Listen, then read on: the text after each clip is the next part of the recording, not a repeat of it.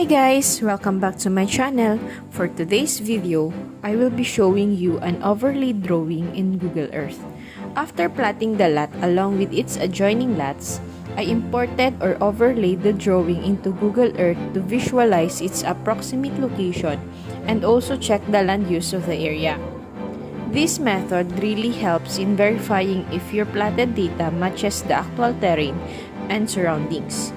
It gives you a better perspective, especially when you are working on surveys or land-related projects. For plotting, I used GE Survey software, which makes the process much easier and more efficient. I simply use the command try, then input the bearing and distance of each line to generate the lot. It's a quick and reliable way to plot accurately without too much hassle.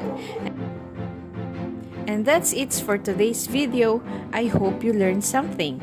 Don't forget to like, share, and subscribe for more tutorials. See you on my next one.